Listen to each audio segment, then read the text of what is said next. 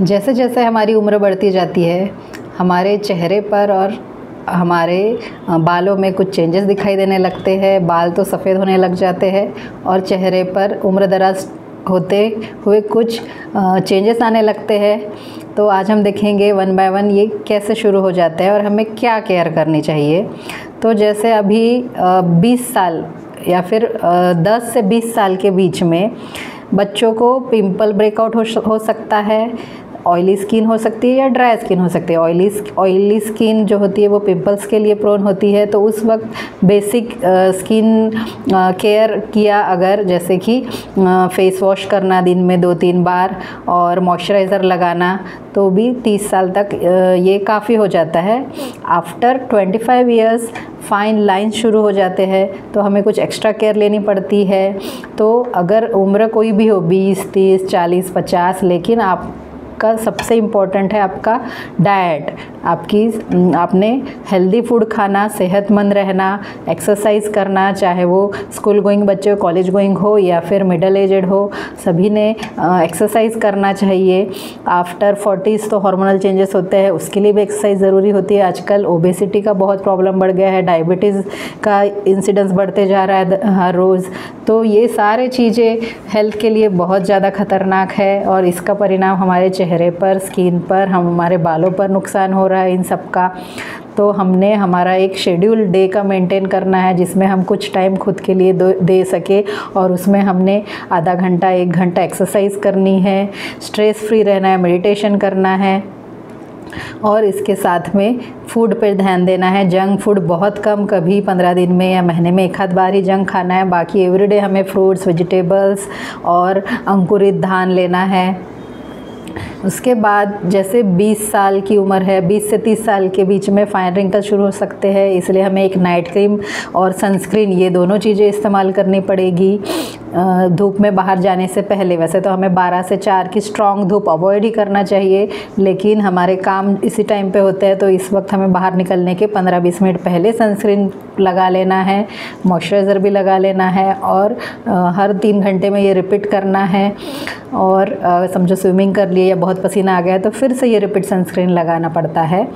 इसके बाद हमें 30 से 40 की उम्र के बीच में हमें डेली नाइट क्रीम लगाना शुरू करना चाहिए, विटामिन सी बेस्ड क्रीम लगाना चाहिए। तो हम हमारे एजिंग के चेंजेस पूरी तरह से बंद भी नहीं कर सकते, लेकिन एटलीस्ट प्री मैच्योर एजिंग तो हम समय से पहले जो उम्र दराज हो रहे हैं या जो चेंजेस आ रहे हैं उससे एटलीस्ट हम आगे थोड़ा आगे धकेल सकते हैं। तो ये सब हम केयर करेंगे तो हमारी स्किन हमारी उम्र के हिसाब से ज़्यादा नहीं दिखाई देगी, एटलीस्ट पहले हम थोड़े हेल्दी त्वचा और यंग त्वचा दिख सकती है। तो अब इसके लिए तो बहुत सारी काफ़ी नई आधुनिक ट्रीटमेंट भी आई है। आप आपके स्किन के डॉक्टर को कंसल्ट कीजिए, तो वो आपको आपकी स्किन चेक करके बताएंगे तो डेली केयर के लिए क्या क्रीम्स, लोशन, मॉइस्चराइज़र्स यूज़ करना चाहिए। बहुत सारे पेशेंट मेरे पास आते हैं, कोई 30s में, कोई 40s में। अभी तक तो हमने कुछ नहीं लगाया तो अच्छी थी, लेकिन अब अचानक ये शुरू हो गया, कहीं काले दाग धब्बे आ गए, स्किन पतली हो गई है या फिर अचानक ही थोड़े रिंकल्स आने लग गए, नाक के और होठों के बीच में एक लाइन आने लग गई, आँखें के नीचे काला घेरा आ गया है। तो ये सब उम्र के हिसाब से चेंजेस आने शुरू हो गए हैं।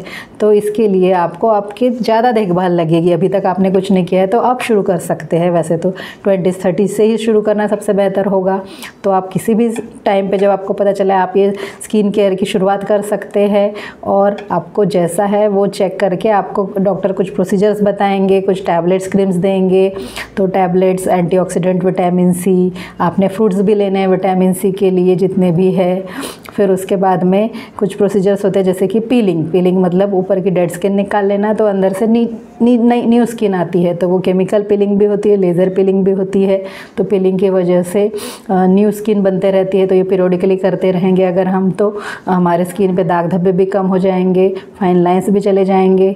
दूसरा होता है लेज़र ट्रीटमेंट। तो लेज़र ट्रीटमेंट CO2 लेज़र, एंडियाग लेज़र, अलग टाइप के लेज़र्स होते हैं जिससे हमारी स्किन पेनिट्रेट, वो रेज पेनिट्रेट करके अंदर तक जाकर फिर अंदर स्किन के नीचे जो टिश्यू है वो रीमॉडलिंग होती है।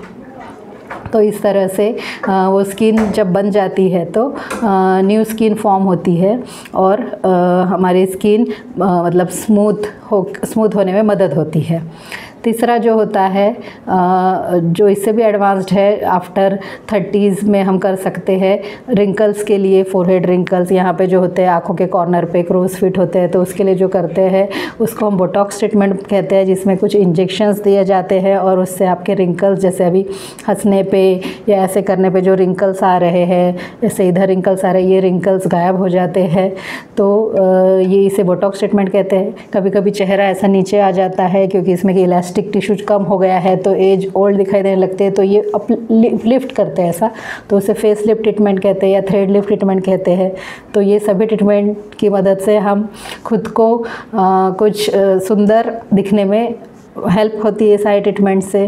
तो आप अपने डर्मेटोलॉजिस्ट को कांटेक्ट करके जो ज़रूरी है वो इन्फॉर्मेशन लीजिए और आप ये सभी मतलब इसमें से कुछ प्रोसीजर्स और डेली केयर करके आप अपने आप को यंग दिखने में कुछ इससे मदद मिल सकती है।